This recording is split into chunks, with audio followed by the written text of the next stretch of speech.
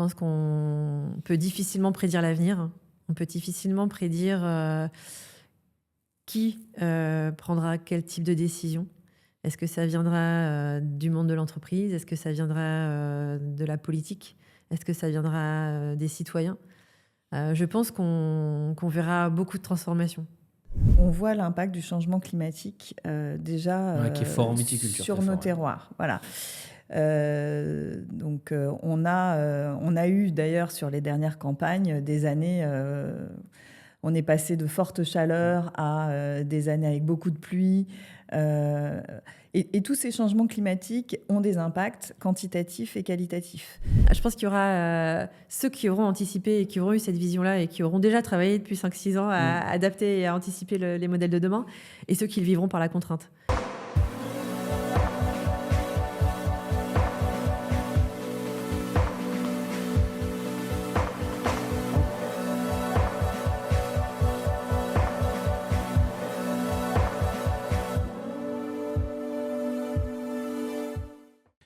Bonjour à tous, je suis ravi de vous accueillir pour ce nouvel épisode de Caring Biosphere. Vous savez, c'est une émission qui est censée parler d'écologie, d'agroécologie, d'agriculture de façon pragmatique, scientifique et dans le monde réel. Et donc, je suis ravi aujourd'hui d'accueillir deux personnes avec lesquelles je collabore et mes équipes collaborent depuis un certain temps.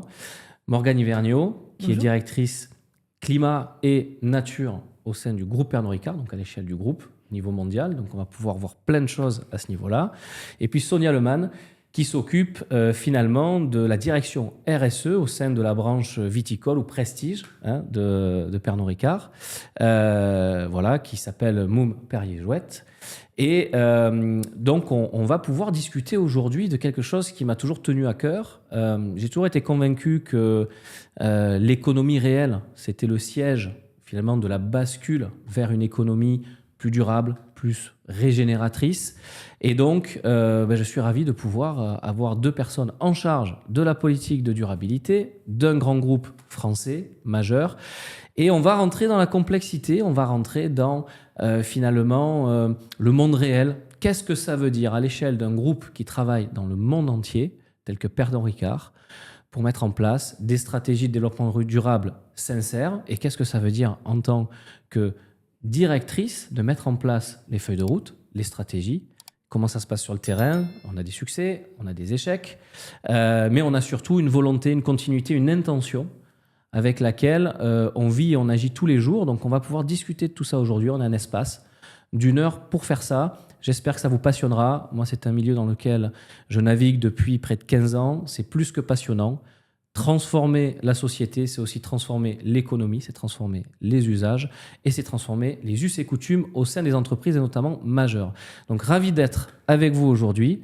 Et donc, on va démarrer avec une simple question. Qui êtes-vous? Pourquoi vous êtes intéressé à la durabilité? Quel est votre parcours professionnel? Et puis, globalement, quelles sont vos intentions quand vous levez le matin et que vous allez travailler au sein d'un grand groupe pour essayer de le transformer et de rendre les pratiques plus durables. Donc voilà, Morgane, peut-être si tu veux commencer. Merci Sébastien. Alors c'est vrai que moi j'ai toujours été portée par l'écologie, le souci de la justice sociale aussi. Donc c'est vraiment depuis ma plus tendre enfance. J'ai été passionnée par le vivant. J'adorais rester des heures à observer la nature et observer la vie autour de moi. C'est vrai que après j'ai cherché une filière, une voie pour pouvoir en faire mon métier. Et l'agriculture est venue spontanément. L'agriculture, de son côté nourricier, on produit, on nourrit, et aussi l'impact que l'agriculture a sur le vivant, sur les écosystèmes et sur les populations et les communautés. Donc c'est vrai que ça a été un parcours assez évident pour moi de m'orienter vers l'agriculture. Alors j'étais pas du tout issue du milieu agricole, donc j'avoue qu'au début ça a été une intégration particulière, mais j'ai jamais regretté d'avoir choisi cette voie-là. J'ai continué pour faire des études d'ingénieur en agronomie, agroécologie. Et j'ai commencé à travailler vraiment sur le terrain auprès d'agriculteurs pour pouvoir m'imprégner aussi de la réalité. Travailler avec les agriculteurs permet de ressentir aussi leurs contraintes au quotidien, pourquoi eux ils se lèvent le matin, et c'est important aussi de pouvoir les accompagner dans cette voie-là et les accompagner dans une voie d'agroécologie et de générer des bénéfices pour les humains, pour les écosystèmes, pour les sols. Donc ça a été quelque chose d'assez fluide et évident. Ensuite, j'ai eu différentes expériences professionnelles qui m'ont amenée à rejoindre le groupe Pernod Ricard pour construire une stratégie, une vision autour de la régénération des terroirs. Donc je ne pouvais pas trouver meilleur job que celui-là. C'est vrai que c'était une feuille blanche quasiment, même si le groupe a un ADN et un héritage très, très ancré sur les terroirs et très attaché à l'écologie finalement. Donc une création de stratégie autour de la régénération des terroirs et comment améliorer et faire en sorte d'agir pour avoir de l'impact. Donc c'est ce qui m'a porté, c'est ce qui me porte au quotidien quand je me lève le matin. C'est ce qui m'a porté dans le choix de mon orientation et de mes études et de mes choix professionnels. Et c'est ce qui me porte au quotidien le matin, c'est comment je vais pouvoir améliorer l'impact qu'une entreprise, et notamment une grande entreprise, a auprès de ces écosystèmes, que ce soit des écosystèmes internes et externes d'ailleurs. Très intéressant. Donc au final, c'est un travail d'équilibriste pour faire se rejoindre des intérêts économiques, environnementaux, et avec quelque chose que tu as dit qui est très important, qui est travailler avec les agriculteurs, c'est comprendre leurs contraintes.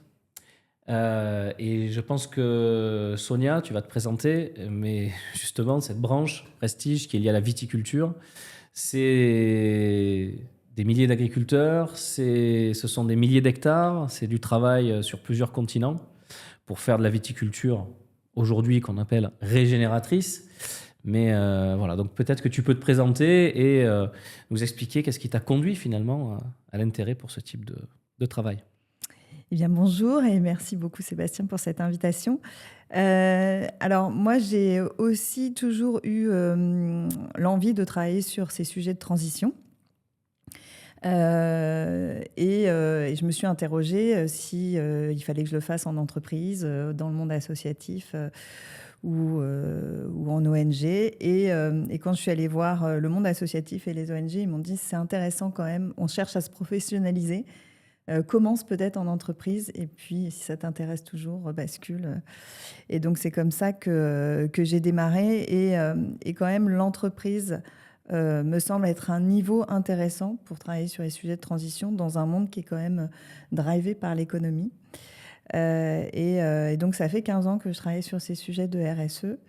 J'ai commencé sur les biscuits. Je me suis occupée notamment du déploiement de la filière blé Harmonie au niveau européen.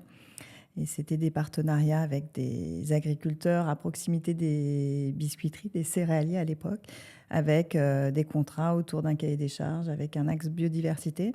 Et donc, c'est un peu ce que je fais encore aujourd'hui chez Pernod Ricard, mais avec des vignerons, des viticulteurs. Entre-temps, j'ai eu plusieurs séquences dans mon parcours professionnel. Je suis allée voir aussi du côté des associations et des plus petites structures. J'ai fait du conseil aussi. J'ai passé 4 ans en Suède, qui a été aussi l'occasion pour moi d'écrire un livre sur la transition et de faire un podcast, Sweden in Transition. Et quand je suis revenue il y a 3 ans, j'ai voulu retrouver le monde de l'entreprise, retrouver ce travail de coordination avec les acteurs de terrain. Et donc, c'est comme ça que j'ai rejoint et j'ai pris ce poste qui, souvent, je le présente comme une façon de transformer les engagements du groupe Pernod Ricard en action sur le terrain dans les maisons pour lesquelles je travaille. Et donc, ça couvre les 4 piliers de notre stratégie. Le pilier terroir sur lequel on passe peut-être la majorité de notre temps, la transition des pratiques agroécologiques, mais aussi l'autre pilier environnement qui couvre la décarbonation, le sujet eau, sur lequel on accélère aussi, la partie réduction des emballages, gestion des déchets, puis les sujets humains, qui sont assez liés aussi sur le volet préservation des terroirs, il y a une dimension humaine qui est très importante. Et puis la partie sociétale qui est liée à notre catégorie de produits, les vins et spiritueux, où on s'occupe de consommation responsable. Ok.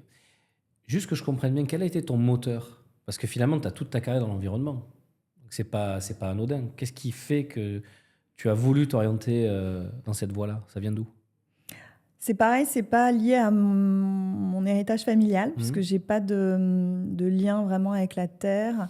C'est vraiment plus le moment de l'adolescence, moi je dirais, où j'ai eu envie d'avoir une action, de me rendre utile, de donner du sens à ce que je pouvais investir comme temps.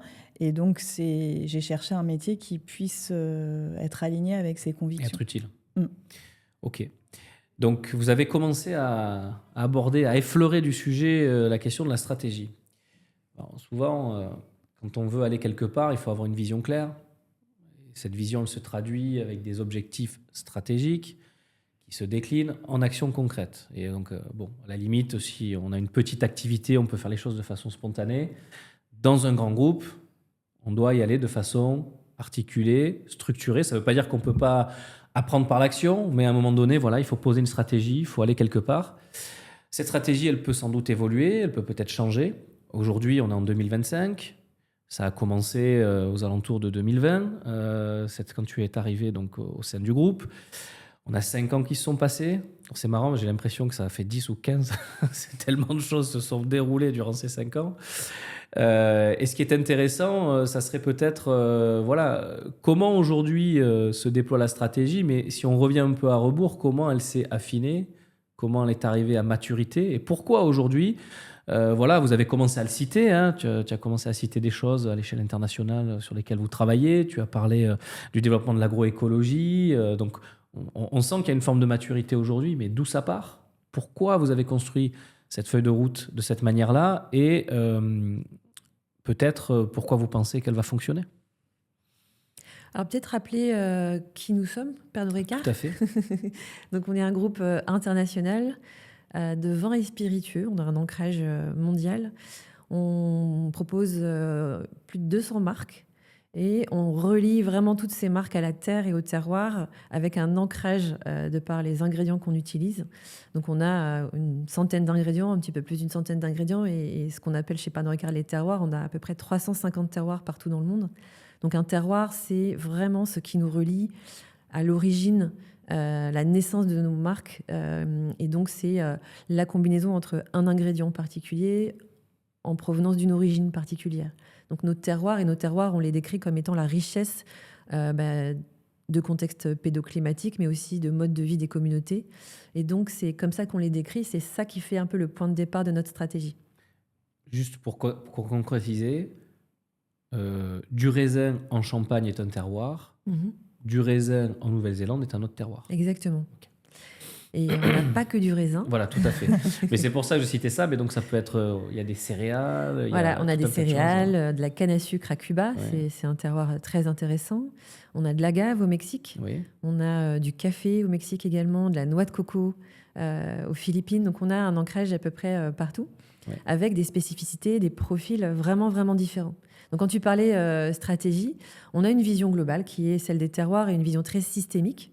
On est vraiment à l'échelle d'un paysage. Donc on va travailler effectivement l'ingrédient qui nous intéresse, mais l'ingrédient qui nous intéresse s'inscrit dans une dynamique de territoire. Donc on va vraiment regarder toute cette dynamique de territoire et les imbrications avec d'autres acteurs économiques, avec des briques plus citoyennes et sociales.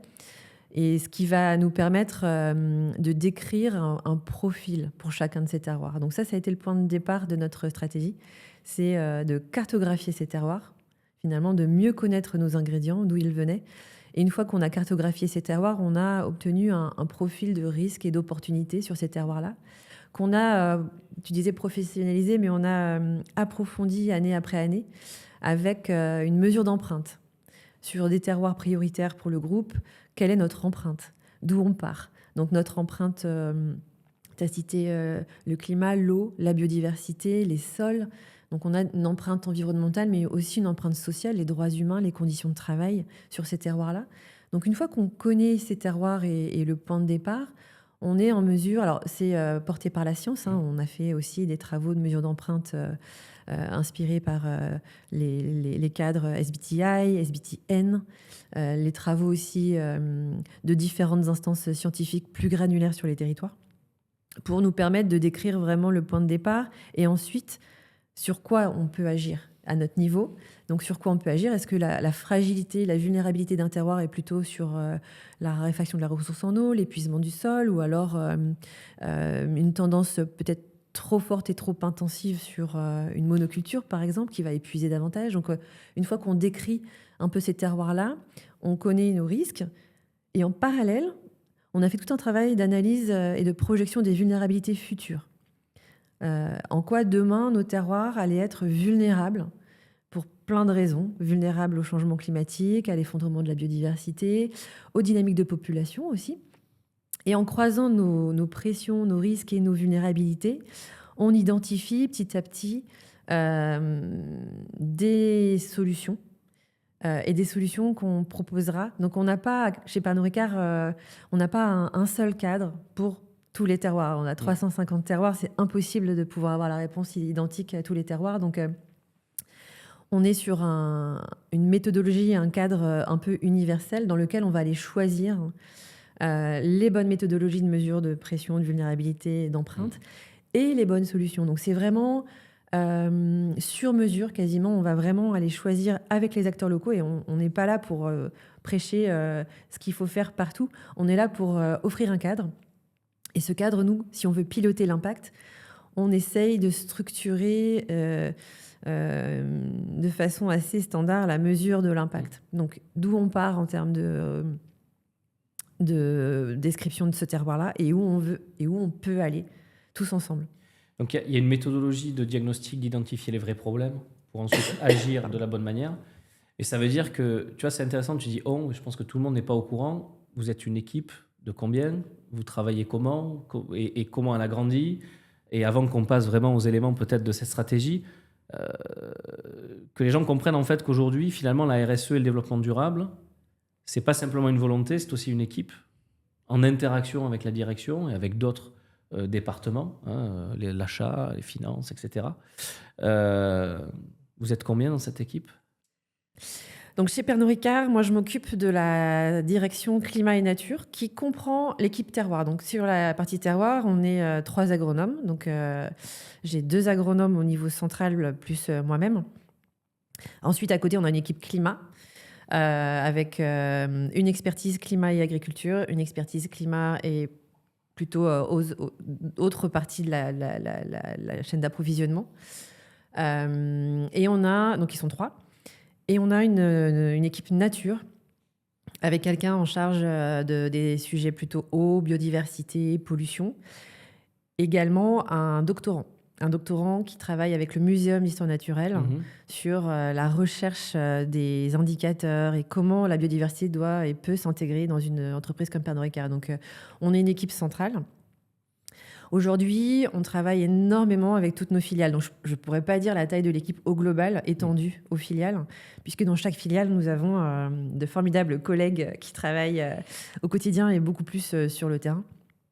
Et donc, on travaille avec une vingtaine de filiales à travers le monde, à peu près. Pour développer donc, la stratégie aujourd'hui, quelles sont les intentions au final, au niveau du groupe pour les prochaines années? Quels sont les objectifs principaux? Alors, grâce à toutes ces études faites sur la mesure de l'empreinte et la vulnérabilité future, on est vraiment en train de poursuivre une ambition de résilience. Alors, je sais que c'est un mot un peu bateau, mais c'est comment on peut absorber les chocs exogènes futurs en préparant dès maintenant un modèle qui soit robuste et résistant aux chocs. Donc, comment on peut travailler à anticiper la manière dont nos terroirs vont pouvoir subir et absorber du stress hydrique, des vagues de chaleur et des mutations vraiment, par exemple climatiques ou même sociales, pour pouvoir continuer à produire nos marques, nos marques de champagne, de cognac, de whisky demain. Donc c'est vraiment l'ambition qu'on porte, c'est vraiment l'anticipation et déjà, premièrement, faire les choses bien. Donc, essayer de faire en sorte de réduire le plus possible les pressions qui peuvent être négatives, générées indirectement par la production de nos matières premières. Donc, c'est pour ça que de bien connaître ces risques nous permet de travailler pour réduire ces pollutions et ces pressions aujourd'hui. Donc, ça, c'est vraiment important pour nous. Mais aussi générer des bénéfices. Donc, l'ambition, c'est vraiment assurer qu'on progresse et on fait progresser les écosystèmes. Mais comment vous le faites aujourd'hui? Parce que la mesure, c'est important. Hein. On a souvent eu beaucoup d'intentions et d'exigences de moyens en écologie. Aujourd'hui, on se rend compte qu'il y a de plus en plus de besoins de preuves. C'est-à-dire qu'en fait, on va aller d'un point A à un point B, mais en prouvant ce qu'on appelle la baseline, en fait. Hein, quel est le scénario initial? Et on va vers quelque chose et on mesure qu'on a bien fait les progrès. Parce que quand tu dis, voilà, par exemple, on a des problématiques, je sais pas moi, d'épuisement des sols, ça veut dire qu'à horizon X, on doit avoir les sols qui ne sont plus épuisés. Exactement. On doit les avoir rétablis. Si on a des problématiques d'eau, comment on vient mesurer qu'on a résolu ce problème-là? Comment vous faites aujourd'hui? Alors, avec le système qu'on a construit, on passe, et pour avoir vécu la situation au tout début de ma carrière avec des agriculteurs, on était davantage sur des objectifs de moyens. On avait des cadres, des certifications, etc., qui étaient très, très axés sur des objectifs de moyens, ce qui est une très bonne chose. Aujourd'hui, avec le système qu'on a créé depuis quelques années, on essaie de faire une bascule, et en tout cas des boucles entre des moyens et des résultats, de façon à pouvoir orienter les décisions de façon très itérative. Donc, on va partir avec un modèle de moyens en place, de pratiques agricoles en place. On va mesurer ce que ça donne, la quantité de matière organique des sols, par exemple, la diversité cultivée, etc. Et à travers ce catalogue de moyens, on va faire des scénarios. On va se dire, qu'est-ce qui se passe si je change ma quantité de fertilisants de synthèse? Qu'est-ce qui se passe si j'augmente la diversité cultivée? Et on va pouvoir calculer le résultat de demain et donc orienter les choix. Donc ça, c'est concrètement ce qu'on fait avec les agriculteurs, les coopératives. Et c'est ce qui nous sert aussi à mesurer les progrès de façon très tangible. Année après année, on va mesurer l'évolution du taux de matière organique dans les sols. Mais Sonia pourra en parler beaucoup mieux que moi. Mais c'est une boussole. Donc, c'est vraiment toujours la boucle entre, l'équilibre entre les moyens et les résultats. Ouais. Non, c'est intéressant. Souvent, je dis que les bons projets, il leur faut des indicateurs clairs sur lesquels se baser pour à la fois scénariser et à la fois vérifier que ce qu'on a réalisé sur le terrain depuis 2 ans, 3 ans, 4 ans, 5 ans a porté ses fruits. Et donc, singulièrement, ces boussoles-là n'existaient pas. Moi, je me souviens, il y a 5 ans, ces boussoles-là, elles n'existaient pas. On a construit ces boussoles, et je le vois aujourd'hui avec la plupart des entreprises avec lesquelles on peut travailler. On doit d'abord fabriquer la boussole avant de se lancer à corps et âme sur le terrain, puisqu'en fait, cette boussole, c'est finalement le contrat de confiance qu'on a avec les producteurs. C'est ce qui permet de créer des filières dites durables ou régénératrices. Merci pour ça. Je vais basculer parce que là, justement, ça fait le pont avec le terroir, quelques terroirs parmi ces 350 terroirs desquels tu t'occupes finalement, Sonia, avec l'ensemble des équipes terrain. Et Dieu sait que c'est un dialogue qui doit se faire avec respect, avec constance, avec conviction auprès des équipes terrain, parce que on est dans un acte transformateur. On le voit dans ce qu'a dit Morgane. On doit identifier des risques, mais on doit aussi les résoudre. Souvent, on les anticipe à l'avance. Ça veut dire qu'on ne les voit pas complètement encore aujourd'hui, mais ça induit des fois des changements d'usage, des changements de pratique, des changements d'organisation sur le terrain pour les équipes qui opèrent. Et donc, Pernod Ricard a à la fois, sur la branche sur laquelle tu travailles, des sites en propre et travaille avec des centaines, voire des milliers de producteurs. Donc, on est vraiment sur cette interaction profonde avec le terrain. D'ailleurs, je pense que c'est peut-être une des branches qui est la plus proche du terrain sur l'ensemble des filiales. Enfin, en tout cas, une des celles qui est très proche, parce que vous avez à la fois des domaines et à la fois vous travaillez avec des producteurs. Mais finalement, la chaîne est très courte entre ce qui se produit au champ, ce qui arrive dans les cuves et puis ce qui va sortir en produit fini. Donc, voilà, quel a été le parcours dans la trajectoire stratégique et finalement, qu'est-ce que tu vises à moyen long terme? Ouais. Alors peut-être réexpliquer donc la branche dont je m'occupe. Donc ce sont des marques de champagne, de cognac et une marque de rosé de Provence. Donc les marques Martel pour le cognac, Moum et Perrier-Jouët en Champagne et Château Sainte-Marguerite en Provence. Et peut-être ce qui fait la spécificité de ces maisons, il y en a plusieurs. Elles sont liées à des AOC, on l'a un peu évoqué, donc très ancrées dans les terroirs. On ne peut pas délocaliser. Donc un champagne ne peut se faire qu'en Champagne, pareil pour le cognac. Et donc on doit s'assurer de la pérennité de la culture du raisin. En l'occurrence, ce sont les filières viticoles. À l'avenir. Donc il y a cet enjeu-là, ce lien très fort et cette dépendance directe avec un territoire. Il y a une autre spécificité, c'est que ce sont des produits à vieillissement.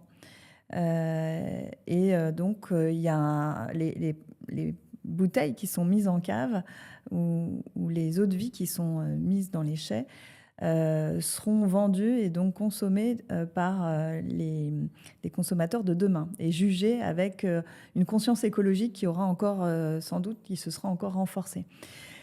Donc ce sont la troisième raison pour laquelle on travaille sur ces sujets, c'est que ce sont des marques de prestige. Donc il y a un enjeu aussi à viser les meilleures pratiques. Et il y a un héritage. Ce sont des marques qui ont 300 ans pour Martel, plus de 200 ans pour les marques de champagne. Et donc il y a cette aussi volonté on va faire partie de la maison pour quelques années, donc de transmettre ce dont on a hérité. Et donc, comme tu l'as précisé, ce sont en tout cas les maisons de champagne et de cognac. On a à la fois des vignobles en propre, des gros vignobles pour cognac, c'est 450 hectares, 160 hectares en Champagne. Et donc, on se sert de ces vignobles en propre comme des laboratoires d'expérimentation pour tester des pratiques qui sont peut-être plus rupturistes. Mais on dépend aussi de partenaires. Et donc, c'est plus de 1000 partenaires vignerons en Champagne, plus de 1200 à Cognac. Et donc, on a aussi besoin d'engager, d'accompagner, de partager ces expérimentations et de soutenir à transition de pratique ces partenaires qui, parfois, sont liés à nos maisons depuis 7 générations. Voilà, donc il y a ce lien très fort aussi avec le tissu local. Et ce sont, au-delà des vignerons, ce sont des AOC qui sont très liés à nos filières.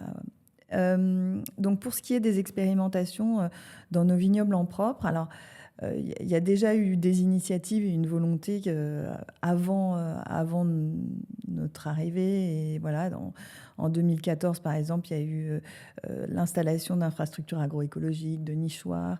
Il y a eu une volonté de se certifier avec des certifications à la fois HVE et puis locales. Il y a des certifications qui existent, viticulture durable en Champagne ou certification environnementale cognac. Mais effectivement, il y a eu un tournant en 2019-2020 et on s'est entouré d'experts pour faire un diagnostic de nos vignobles en propre. Et donc, c'est là qu'on s'est tourné notamment vers Biosphère, mais aussi d'autres acteurs locaux, le muséum que tu as cité.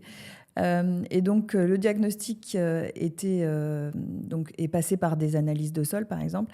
Et ces analyses ont montré un sol compacté, dégradé, une vie du sol vraiment appauvrie.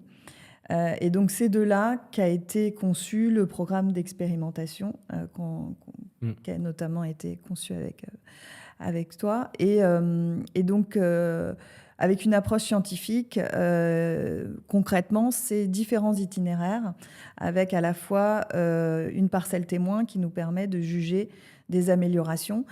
Ces dispositifs ou ces modalités ont été répliqués sur plusieurs sous-terroirs, puisque, en fait, même dans une région, dans un terroir, il y a des contextes pédoclimatiques, une qualité des sols qui varie. Donc, l'idée, c'était de pouvoir répliquer ça à différents endroits, 4 sous-terroirs à chaque fois, et différentes modalités, notamment différentes modalités de couverts, avec des couverts fleuris, avec plus d'intérêt pour les insectes pollinisateurs, et puis des couverts biomasse, vraiment orientés sur la fertilité. Donc des couverts, ce sont des plantes qui sont produites entre les rangs de vignes, Voilà. qui permettent d'avoir des fonctions. Donc, couvert fleuri, c'est biodiversité pour réguler certains ravageurs potentiellement dans le vignoble, naturellement.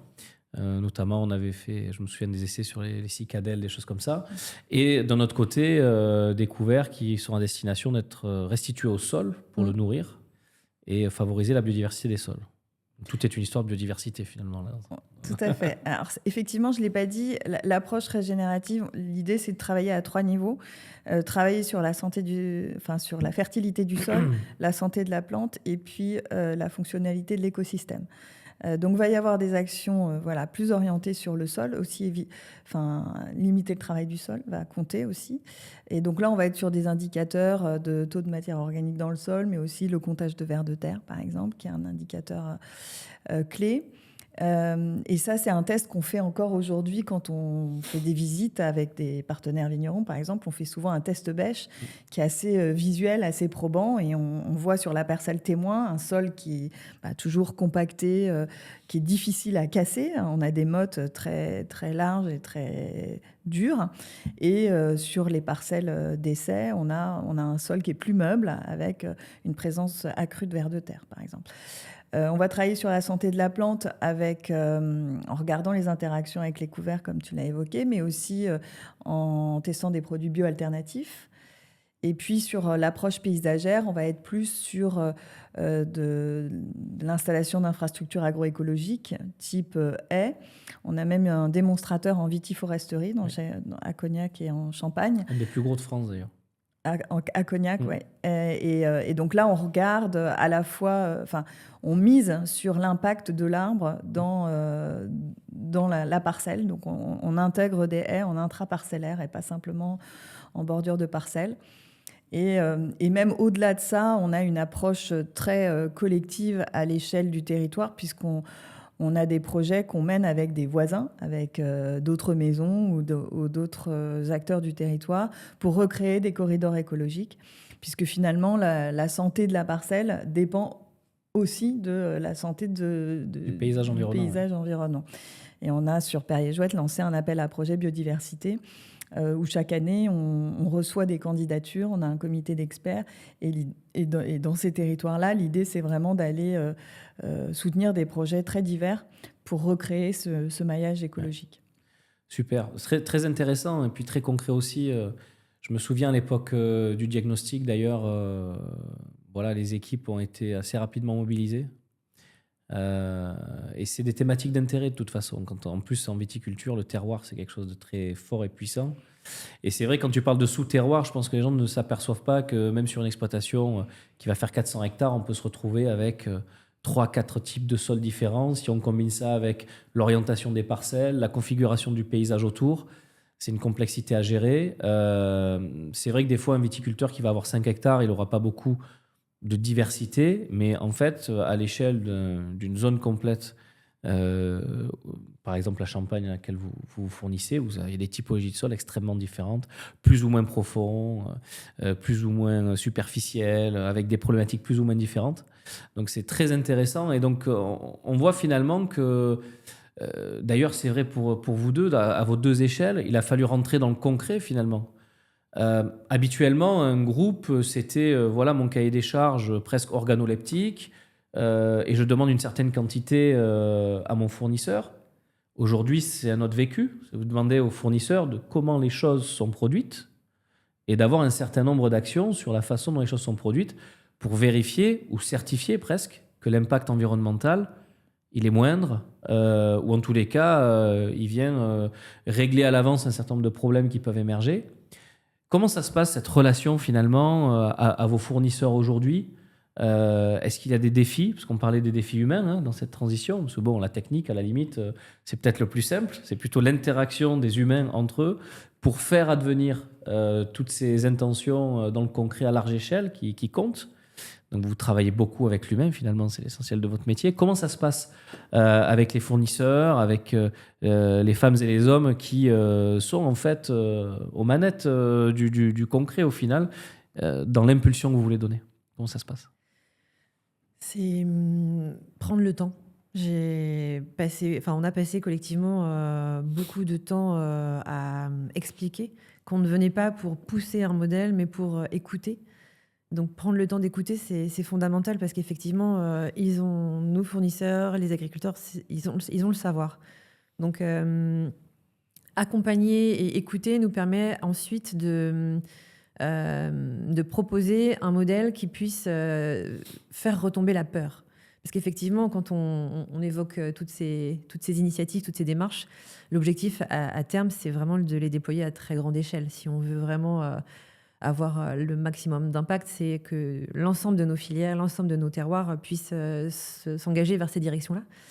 Et donc, on est face à la peur de mettre en péril une exploitation agricole, de mettre en péril un système, une filière. Et donc, la résistance, c'est pas tant sur la technicité, parce que finalement, des pratiques agroécologiques qui sont pour beaucoup connues, c'est plutôt comment on arrive à dérisquer le changement de modèle et l'incertitude.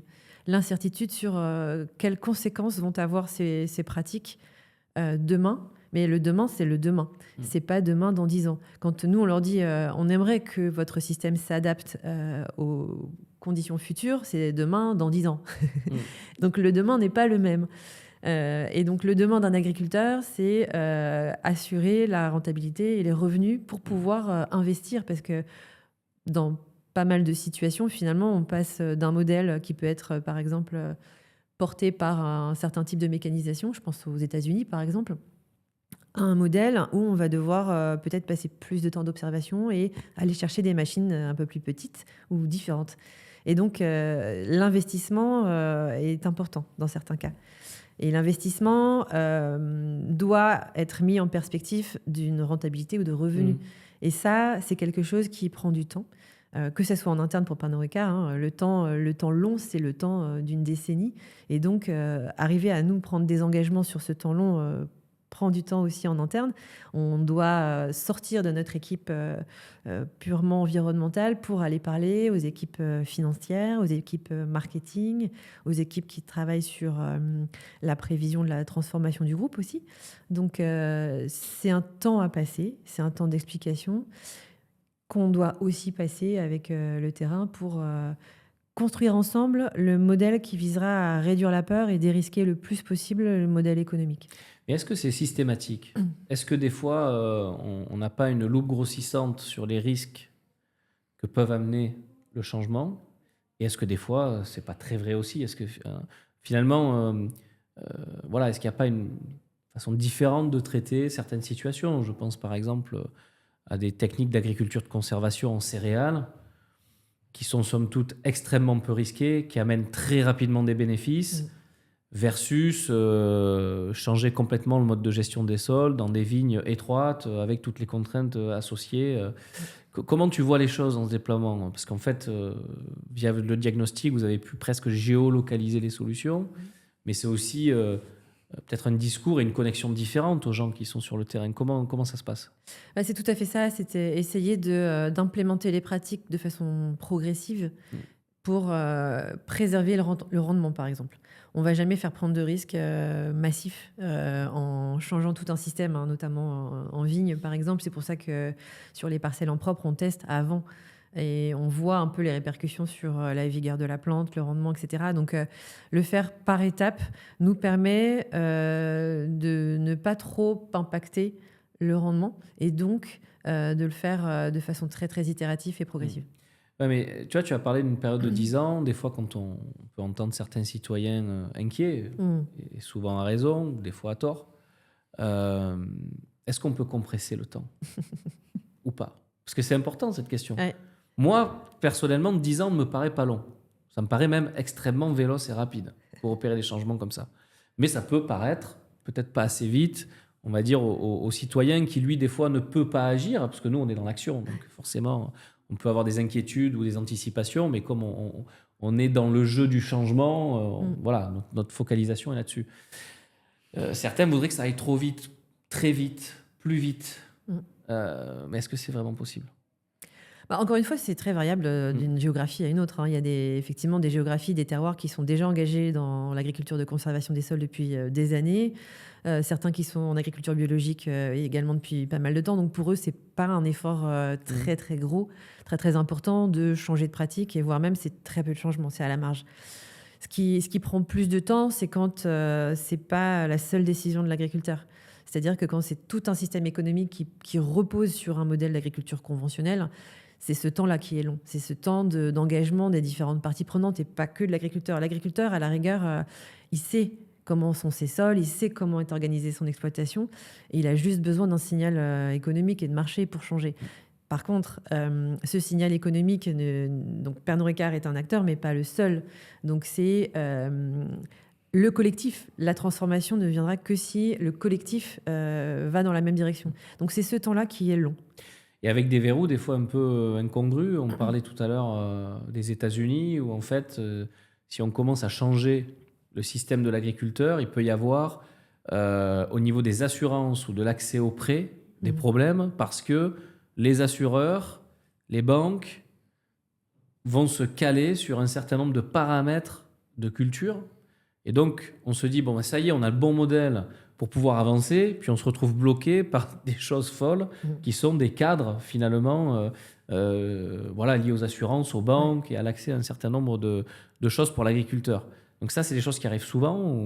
C'est des choses qui arrivent effectivement dans certaines géographies, et peut-être plus pour ma casquette citoyenne, mais ma volonté, c'est vraiment de travailler sur l'indépendance de l'agriculteur.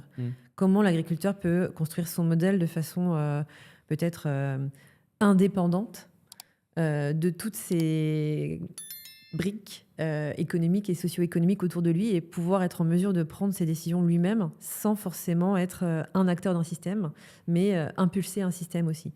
Donc ça arrive effectivement, on a le cas dans pas mal quelques géographies, un petit peu moins en Europe.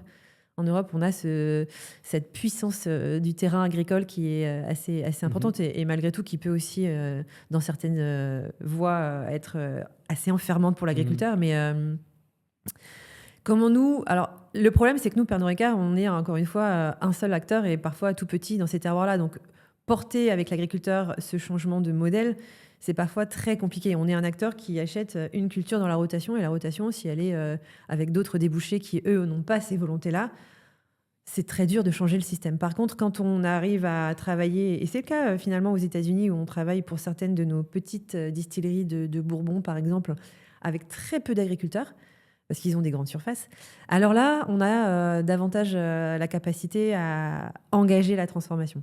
Donc, c'est encore une fois très particulier. Super. Si on va encore plus dans le particulier, donc la France, sur 3 terroirs différents, en plus avec 3 climats extrêmement différents. Hein. Si on regarde le climat autour de Cognac, en Champagne et en Provence, on va être sur des typologies très différentes. Et même culturellement, parce que la France, c'est quand même assez fou. Entre un Breton, un Marseillais, etc. Il y a quand même un Basque. On a des particularités culturelles et humaines très, très spécifiques en France. Comment cette déclinaison, cette volonté de mettre en place le canevas, travail sur les sols, sur la plante, sur le paysage, qui est en fait la stratégie qui est aujourd'hui menée, comment elle se décline? Est-ce que c'est facile, pas facile? Comment c'est le travail avec les humains pour la mise en place, et comment tu vois les choses dans les prochaines années, Sonia? Ouais, alors peut-être quand même quelque chose qu'on n'a pas dit, mais c'est qu'on voit l'impact du changement climatique déjà qui est fort en viticulture, sur très nos fort, terroirs. Voilà. Donc on a eu d'ailleurs sur les dernières campagnes des années, on est passé de fortes chaleurs à des années avec beaucoup de pluie. Et tous ces changements climatiques ont des impacts quantitatifs et qualitatifs. Ils impactent le rendement, et on le voit en Champagne avec des baisses de rendement sur les 25 dernières années. Et donc ça, c'est quelque chose, on a parlé tout à l'heure des modélisations. Modéliser le risque de... Enfin, si on ne fait rien. Donc ça, c'est quelque chose qu'il faut qu'on utilise, nous, dans nos business models, quand on a des choix financiers à faire. Il y a le coût d'inaction. qui est un facteur. Et puis on le voit, enfin, tout le monde l'observe sur la date de vendange, par exemple, qui est de plus en plus tôt, et puis les profils aromatiques des raisins qui peut évoluer, et puis le risque maladie. Enfin voilà, il y a une grande volatilité. Il y a aussi des épisodes de grêle, des épisodes de gel tardif. Tout ça, les acteurs de terrain et les vignerons, les viticulteurs l'observent. Voilà, donc forcément, tout le monde change en fait. Les pratiques nécessairement évoluent dans ce contexte. On a évoqué tout à l'heure dans le cadre du groupe Pernod Ricard, Morgane gère différentes filières avec différentes modalités, enfin différents dispositifs. Sur les terroirs viticoles en France, on est en direct avec les partenaires avec lesquels on travaille.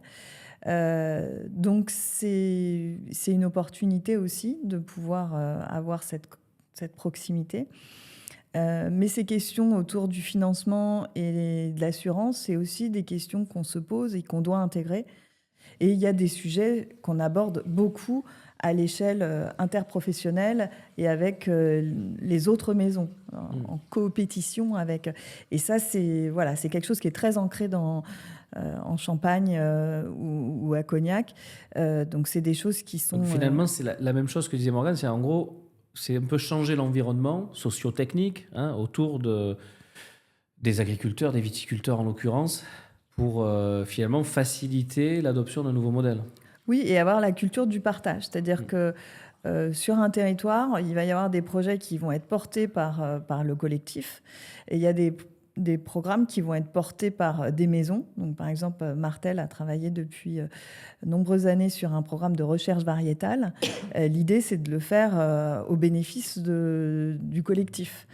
Et voilà, et de faire visiter les terroirs. Pareil, le démonstrateur en vitiforesterie dont on a parlé, il va être suivi par le BNIC, l'INRAE. Enfin, l'idée, c'est vraiment qu'on puisse diffuser les connaissances. Et quand on le raconte peut-être depuis le début, ça a l'air très simple et très linéaire. Mais en fait, voilà, il y a beaucoup de choses aussi qui sont compliquées. Dans la perception de ce qu'on fait à l'extérieur, les premières années, quand on avait découvert en Champagne, ce sont, tu l'as évoqué, des vignes étroites, des vignes qui sont assez basses. Bon, les couverts envahissaient les rangs de vignes, étaient plus hauts, enfin sont plus hauts toujours aujourd'hui à certaines étapes. Voilà, donc il y a des choses qui peuvent paraître choquantes par rapport au référentiel de la viticulture conventionnelle. Donc, il y a vraiment besoin d'expliquer. Oui. On a d'ailleurs installé des panneaux pour expliquer le rôle attendu des couverts. Voilà, donc ce qu'on fait aujourd'hui aussi, le but, c'est d'expliquer la logique et d'expliquer pourquoi on le fait. Et ça, on le fait aussi avec des vignerons pionniers. Donc, on a des groupes de partenaires pionniers qui sont curieux et intéressés pour répliquer certaines modalités dans leur exploitation. Et donc, on leur apporte un soutien technique. On les intègre aussi dans nos suivis d'indicateurs. On peut leur mettre à disposition des semences pour les couverts, mais aussi des machines. Puisqu'en fait, tous ces changements de pratique s'appuient quand même sur à la fois des changements techniques et des changements organisationnels. Et les changements techniques, c'est concrètement des investissements dans du matériel. Et c'est pour ça que ça peut prendre plus ou moins de temps. On est déjà en 100% viticulture régénératrice à Cognac parce qu'on a réussi à le faire, aussi parce que la mécanisation est plus simple. En Champagne, on n'en est pas là, mais on a toujours cet objectif de 100% d'ici 2030 parce qu'on peut avoir des parcelles plus éclatées, des vignes plus étroites où le matériel n'existe pas. Donc on doit développer des rouleaux FACA plus petits, des semoirs, tout un tas de matériel qui sont pas nécessaires en viticulture conventionnelle et dont on a besoin. Ce qui est assez étonnant, c'est que pareil, on se retrouve dans des blocages presque réglementaires. Alors, je me souviens des débats qu'il y avait eu en Champagne avec un attachement à la vigne étroite, par exemple, c'est-à-dire des vignes haute densité, avec le changement climatique, peut-être moins d'eau, etc. même au-delà de l'agriculture régénératrice, dédensifier un peu les vignes, ça ne serait pas inintéressant d'un point de vue technico-technique. Et on se retrouve avec, par exemple, des cahiers des charges AOC où c'est inscrit en fait un certain nombre de règles de conduite. Donc là, je sais que depuis quelques années, ça c'est un peu, enfin là, on a ouvert la possibilité de dédensifier, donc de ne plus avoir des vignes qui vont être espacées voilà, d'1 mètre, contrairement à ce qu'on a, par exemple, à Cognac, où on a des vignes semi-larges ou larges, avec des fois plus de 2 mètres entre les rangs. Donc évidemment, quand on a plus de 2 mètres entre les rangs, voilà, il y a des tracteurs, il y a des outils qui peuvent être utilisés, des fois en arboriculture, qui peuvent être utilisés en vigne, etc. Ce qu'on ne va pas avoir sur les vignes étroites où on a des enjambeurs, il faut des outils très spécifiques. Donc c'est vrai qu'on a encore un exemple de, on a envie d'aller quelque part, on pourrait y aller, on pourrait avoir les techniques, mais en fait on a des blocages qui sont liés soit aux configurations au champ, soit à des blocages matériels, ce qui fait qu'à la place de prendre 3-4 ans, ben, ça va prendre 6 ou 7 ans. Mais c'est vrai que c'est compliqué de compresser le temps. Comment tu vois l'avenir? Parce que là, tu as cité des objectifs à 2030. Quand tu dis à 2030, 100% viticulture durable, c'est sur les domaines de Pernod Ricard. Comment tu vois le transfert sur les milliers, finalement, de viticulteurs partenaires que vous avez? Alors, pas forcément en Provence, parce qu'en Provence, c'est un domaine, mais en tout cas, à Cognac et en Champagne. Eh bien, à deux échelles, par le biais des pionniers, puisque, en fait, euh, comme je l'ai dit, on doit répliquer sur différents terroirs et sous-terroirs. On doit aussi répliquer d'année en année parce que chaque année se ressemble pas. Donc, il faut vraiment avoir du recul pour se dire oui, on est confiant avec cette pratique et répliquer avec différents types de structures. C'est-à-dire que nous, on a des équipes, on a des équipements qui sont liés à la taille de notre exploitation. Et en Champagne, ce sont des plus petites exploitations. Donc, c'est important d'avoir différents profils. Et ce sont les meilleurs ambassadeurs. C'est-à-dire que, évidemment, une maison qui partage son expérience aura peut-être moins d'écho qu'un vigneron qui est un voisin voilà, et dont la configuration ressemble à la mienne. Donc c'est important d'avoir voilà, de démultiplier ces retours d'expérience. Mais il faut aussi, et on traite le sujet à l'échelle du terroir, via les interprofessions et via les certifications existantes, dans une logique d'amélioration continue. Et donc, c'est ça qui... Là, on a encore besoin d'intégrer tout le monde dans les certifications, puisque c'est une grille de lecture qui couvre les différents domaines d'impact qu'on va retrouver en viticulture régénératrice. Et après, l'idée, c'est, par le biais de bonus, par exemple, dans la CEC, de pousser certains curseurs plus loin et de rejoindre, de connecter les... Et donc finalement, c'est un enjeu de connexion entre la durabilité, la façon de venir acheter les raisins, avec peut-être, voilà, comme tu dis, des bonus, etc. Donc on va dire que c'est pas simplement je mets un programme de recherche en place, ça marche globalement sur mon exploitation et je le diffuse. Il y a aussi des mécaniques derrière, tu le disais, financières. Tu as dit plusieurs fois le mot business model qui est important, parce qu'en fait, un business model, c'est le système financier qui fait tenir une activité économique sur le long terme, donc il doit être bien fait. Est-ce qu'il y a des nouveaux business models, finalement, en agriculture régénératrice, ou est-ce que c'est plutôt des modifications à la marge ou temporaires? Comment tu vois les choses? Alors, le fait de sécuriser le rendement, c'est notre objectif, en fait. C'est de trouver la combinaison de pratiques qui va permettre d'avoir un modèle viable. Ouais. Mais en parallèle de ça, il y a la brique économique, business model économique qu'il faut chiffrer. C'est-à-dire que comme on va avoir différents itinéraires, il va y avoir des surcoûts potentiellement, ou besoin de plus de main-d'œuvre à des moments différents. Et donc, c'est ça qu'il faut aussi, ce sur quoi on travaille, c'est de qualifier ce nouveau business model. Et c'est en chiffrant ces impacts-là qu'on va pouvoir ensuite travailler sur le partage de la valeur et qu'on puisse répartir le risque répartir la charge entre les différents maillons de la chaîne de valeur.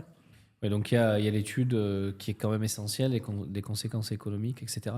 Comment toi, Morgane, sur ces aspects-là, dire l'impact économique lié aussi aux différentes cultures, ce qui m'intéresse, c'est traiter ce sujet-là, mais comme tu travailles à l'échelle mondiale et que un Indien, un Européen, un Cubain, un Américain, un Canadien, ça n'est pas la même chose. Comment tu vois les choses, toi, sur l'évolution globale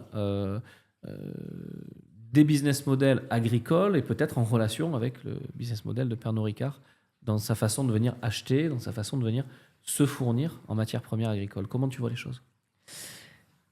Alors ça peut être sous différentes voies. Hmm. On va avoir des voies qui vont, des marques qui vont pouvoir cultiver et travailler l'ancrage local. Et donc peut-être redessiner des filières très très ancrées localement avec une proximité cultivée avec les agriculteurs, les coopératives et engager progressivement cette mutation. On va aussi avoir des marques qui vont être beaucoup plus agiles et qui vont pouvoir avoir plus de flexibilité de sourcing d'ingrédients.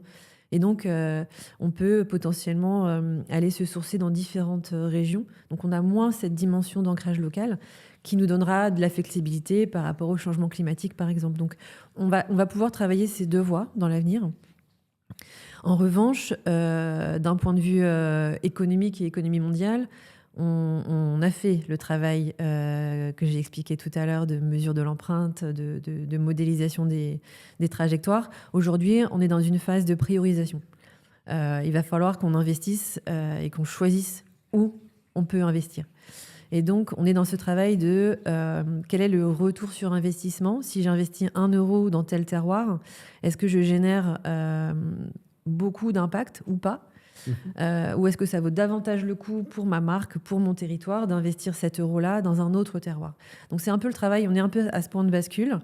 On a une vision assez claire des terroirs sur lesquels on veut massifier l'agriculture régénératrice. Maintenant, il y a certains terroirs finalement qui, comme tu le disais tout à l'heure, sont déjà engagés depuis longtemps, qui sont déjà dans une trajectoire et le modèle économique existe et un petit coup de pouce peut générer beaucoup d'impact, mais à moindre coût. Alors que dans d'autres terroirs, la marche est tellement importante qu'on a besoin d'être davantage présent et de contribuer davantage par le biais de nos premiums. Tu vois des tendances à l'échelle mondiale? Par exemple, est-ce que en Europe, c'est plus facile qu'en Asie? Est-ce qu'aux États-Unis, c'est plus difficile qu'au Canada? Comment tu vois les choses? Vraiment, quasiment la géopolitique de la durabilité, comment tu la vois aujourd'hui? Alors, c'est vrai qu'en Europe, on a un tissu réglementaire qui est déjà très favorable à la durabilité. Malgré certains débats, on a quand même des garde-fous sur, par exemple, la toxicité de certaines matières actives, sur la nécessité de prendre soin des sols, de diversifier, etc.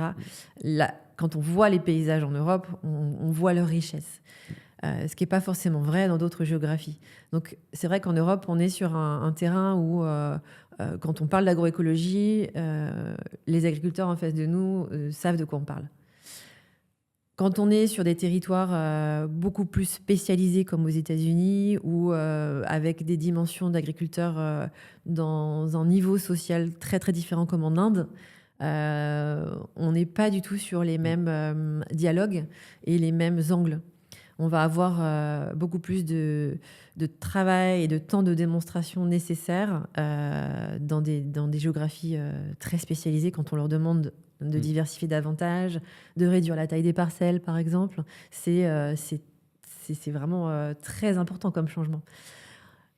En Asie, en Inde, on est sur des dimensions qui sont plutôt liées à la dimension sociale, l'organisation des exploitations qui repose sur des dimensions peut-être ce qu'on appelle des petits producteurs qui sont sur une fragilité économique plus importante. Et donc, on va avoir des raisonnements différents. Et effectivement, là, la marche est aussi très importante. Et c'est pour ça aussi, peut-être, dans la grille de lecture que vous avez adoptée, je me souviens qu'on y avait travaillé à une époque, il y a un volet, on va dire, pur effet sur ce qu'on appelle les communs, hein, l'eau, la biodiversité, etc. Mais aussi, il y a des volets sociaux qui sont toujours un peu préservés dans cette agriculture dite régénératrice. Alors, c'est vrai que certains disent que la définition n'est pas très claire. En fait, l'agriculture régénératrice, c'est une agriculture qui va être alignée au fonctionnement des écosystèmes pour permettre d'avoir une régénération de ces écosystèmes. Et d'ailleurs, on le voit, hein, même un sol en mauvaise santé, en appliquant les bonnes mesures ou en ne faisant pas des actions délétères, on arrive à en retrouver une fertilité intéressante au bout de 4, 5, 6 ans. Donc, le potentiel de régénération d'un écosystème est très fort. Et au sein de ces écosystèmes, on a également des humains. Et donc, on doit aussi se poser la question de la durabilité de leur activité. Moi, j'appelle ça presque des terroirs vivants ou des territoires vivants. La résilience, finalement, c'est le croisement entre la régénération pure de l'écosystème, mais également une économie et un dynamisme rural qui doit perdurer dans le temps. Aujourd'hui, pour toi, quand tu attaques le sujet de la régénération, par rapport le volet pur environnement et le volet social, il y a des choses qui te questionnent ou est-ce que c'est des choses assez évidentes? Alors c'est vrai que ça fait plusieurs années maintenant que je travaille le sujet, donc c'est assez clair l'équilibre qu'on vise, et c'est un peu la philosophie Nexus qui est portée par l'IPBES et qui cherche à dézoomer du carbone, parce qu'il y a quand même pas mal d'acteurs qui focusent beaucoup sur le carbone, mais pour remettre en perspective ce que tu disais, hein, les écosystèmes avec le vivant humain et non humain. Et donc cette approche Nexus essaye de nous faire prendre conscience des codépendances entre certains impacts ou des antagonismes. Et donc on va potentiellement parfois faire le choix de faire moins d'efforts pour le carbone, mais plus d'efforts pour d'autres dimensions. Et l'humain est clé. L'humain et le mode de vie des communautés est clé. Par exemple, quand on veut travailler sur la non-déforestation, il faut d'abord comprendre pourquoi on coupe des arbres dans ces géographies-là. Et pourquoi? C'est bien souvent pour nourrir une activité économique pour ces populations-là. Elles en ont besoin. Donc si on veut travailler sur la lutte contre la déforestation, on doit bien évidemment travailler sur la vie des communautés qui vivent dans ce terroir-là et essayer de trouver des compléments de revenus ou des diversifications, etc. Donc l'humain, les conditions de travail aussi, la santé des populations, l'accès, qui pour des Européens est évident, ne l'est pas dans d'autres géographies. Donc l'accès à l'eau potable, l'accès à l'éducation, l'accès à la santé, c'est quelque chose qui peut être très très important et qui fait partie aussi de notre philosophie de régénération. On n'est pas que sur la régénération environnementale, mais aussi du bien-être des populations et de la longévité de ces populations. Super, très intéressant. Donc on voit quand même que... Moi, ce qui est intéressant, c'est de voir le niveau finalement de maturité et presque d'ingénierie auquel on doit accéder à l'intérieur d'un groupe de l'échelle de Pernod Ricard. Mais finalement, voilà, l'ensemble des groupes se sont mis dans cette dynamique-là aujourd'hui, avec des stratégies plus ou moins différentes, des équipes qui peuvent être différentes, mais en tous les cas, on voit qu'il faut une vraie ingénierie pour faire ça et que ça ne touche pas juste à un petit sujet. Donc, merci pour ce témoignage.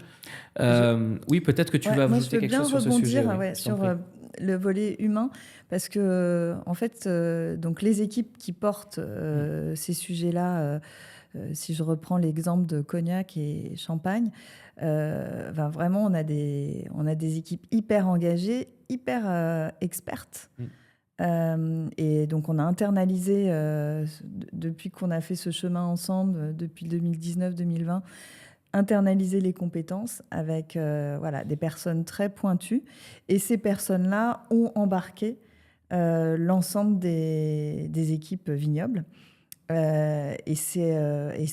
y a vraiment une fierté, une technicité qui est remarquable. Et on regarde d'ailleurs le taux d'engagement des équipes, parce qu'au départ, il y avait du scepticisme, des habitudes. Donc, on a dû faire cheminer toutes ces personnes.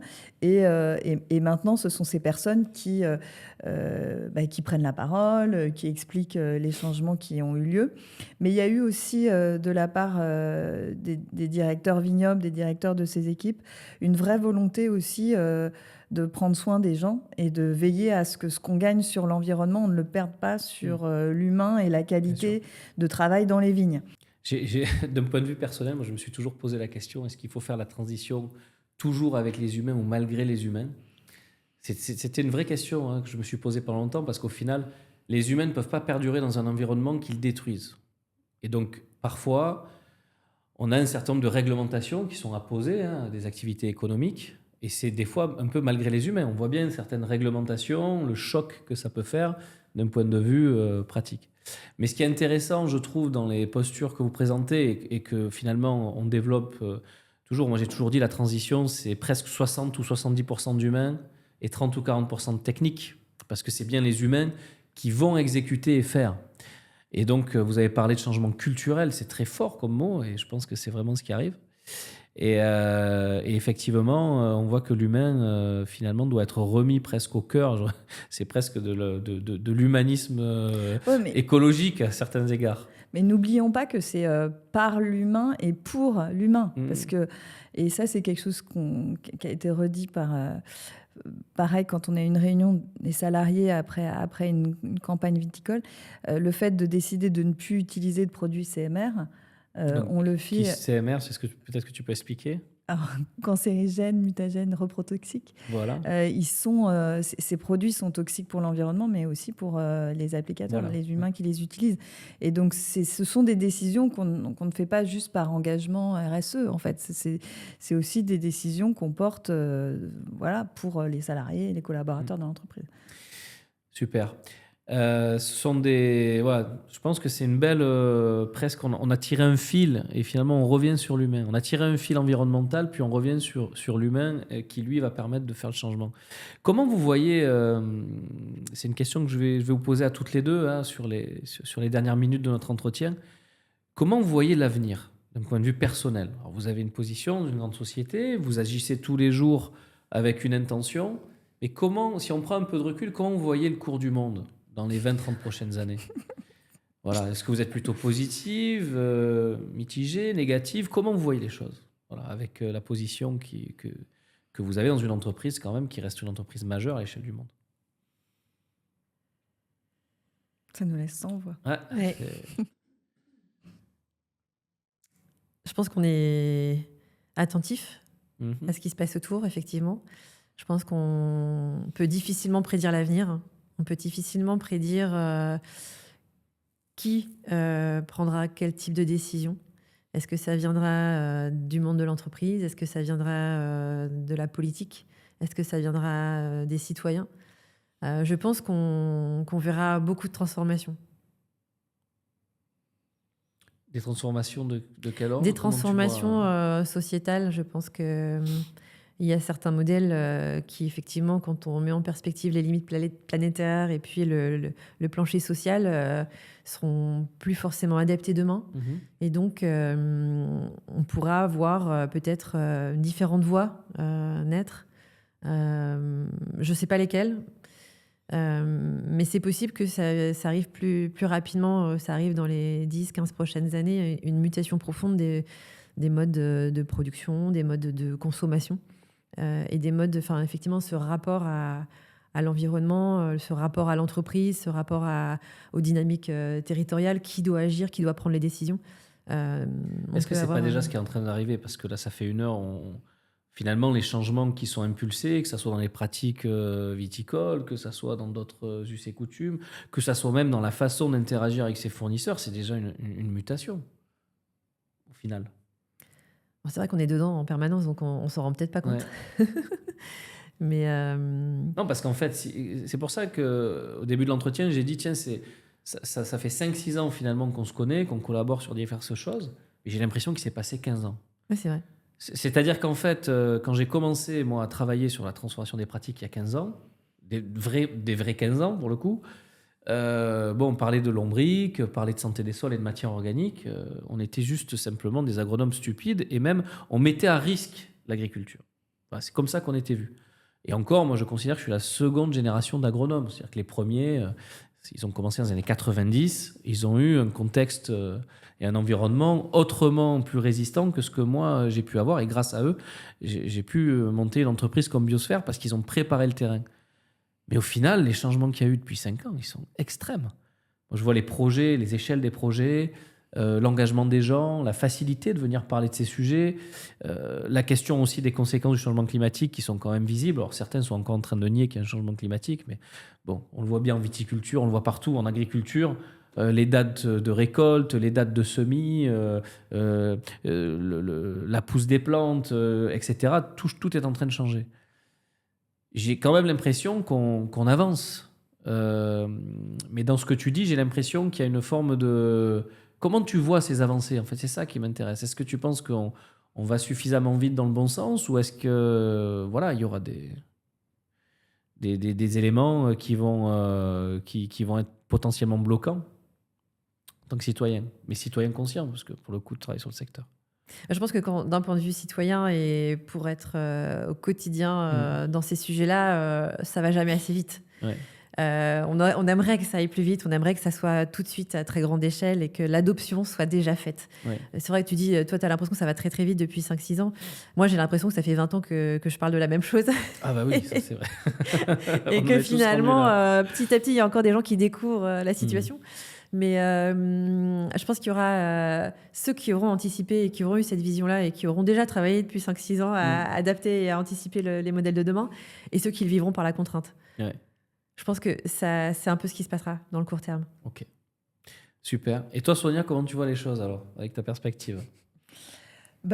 Honnêtement, je navigue entre peur et frustration et fierté et enthousiasme, quoi. C'est vraiment, il y a les deux. Il y a cette ambivalence. Et nous-mêmes, dans ce qu'on porte, on doit être en permanence en train de jongler entre l'ambition. Enfin, notre job, c'est de pousser l'ambition, de pousser les timings, de pousser les budgets sur ces sujets.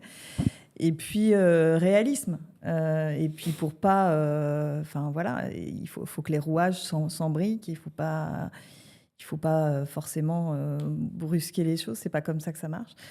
Et donc, et c'est pareil dans ma vie quotidienne. C'est-à-dire qu'il y a des choses qui me... Enfin, voilà, je vois le chaos quand j'ouvre les informations, j'écoute la radio. Et en même temps, il y a des initiatives et des gens, justement, dans le réseau de personnes engagées qui ont fait grandir des initiatives et qui font vraiment bouger les lignes. Donc, c'est plein de paradoxes et de sentiments mélangés. Après, ce qui est sûr, c'est que ça doit venir de partout. Ça doit venir du politique, du citoyen, des entreprises. On n'y arrivera que si, justement, il y a un alignement des planètes et que les choses s'imbriquent les unes dans les autres. Et c'est vrai qu'on a la chance quand même de faire partie des gens qui agissent et qui peuvent avoir ce côté transformateur en interne dans les entreprises et même sur les écosystèmes avec lesquels on est. Donc c'est vrai que si on revient avec à ce qu'on disait au début, quand on se lève le matin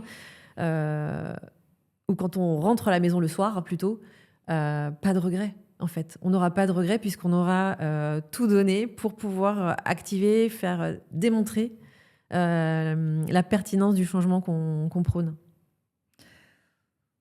Ouais, alors moi, il y a plein de petits regrets, en fait, au quotidien. Il y a quand même des choses sur lesquelles, malheureusement, voilà, il va falloir qu'on renonce, en tout cas pour un temps, à certaines choses qu'on avait dans les tiroirs, mais qu'on ne pourra pas sortir tout de suite. Enfin, et il y a aussi des gens qui travaillent et qui ont des solutions, mais elles n'ont pas trouvé Enfin, voilà, elles sont trop chères pour le moment, ou elles sont pas... On ne peut pas les passer à l'échelle tout de suite, il faut qu'on trouve... Donc, je pense qu'il y a... Moi, je ne suis pas toujours... Enfin, voilà, il y a des moments où je me pose des questions. Je me demande effectivement, est-ce qu'on va assez vite? Est-ce que les choses... Et ce qui me donne Parce que moi, j'ai vraiment un rôle de coordinatrice. C'est-à-dire que je suis ni agronome, ni experte de l'eau ou du carbone. Mais il y a tout un tissu d'acteurs et tous les métiers de l'entreprise, plus ou moins, sont d'une manière ou d'une autre concernés.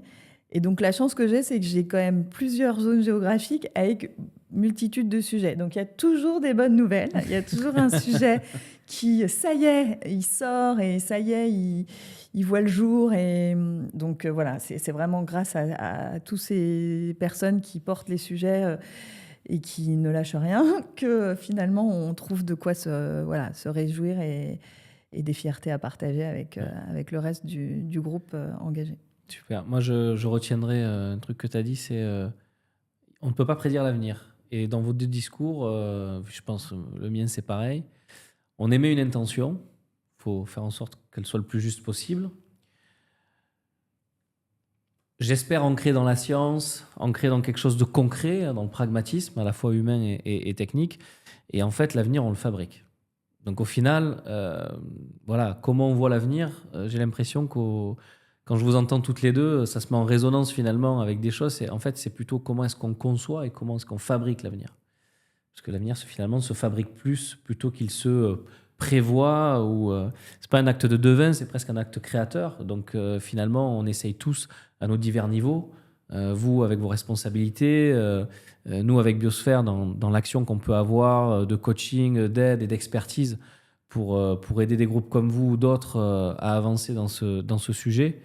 Et je pense qu'en fait, c'est plutôt un acte créateur et je pense que c'est là-dedans qu'on va trouver une forme de vraie espérance. C'est dans l'action et grâce à cette action, on va fabriquer l'avenir, en tous les cas, si ce n'est le meilleur, un des scénarios favorables. Merci beaucoup pour cet échange. Peut-être que vous auriez un mot rapide à dire. Qu'est-ce que vous aimeriez dire pour conclure cet entretien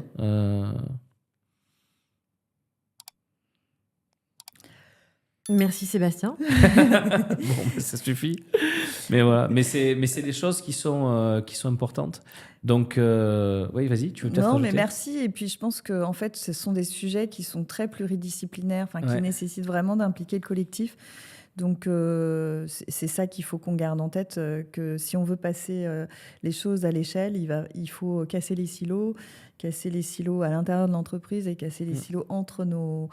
Voilà, donc mélanger les genres, mélanger les acteurs et s'entourer d'experts, de personnes de terrain pour avancer. Ouais.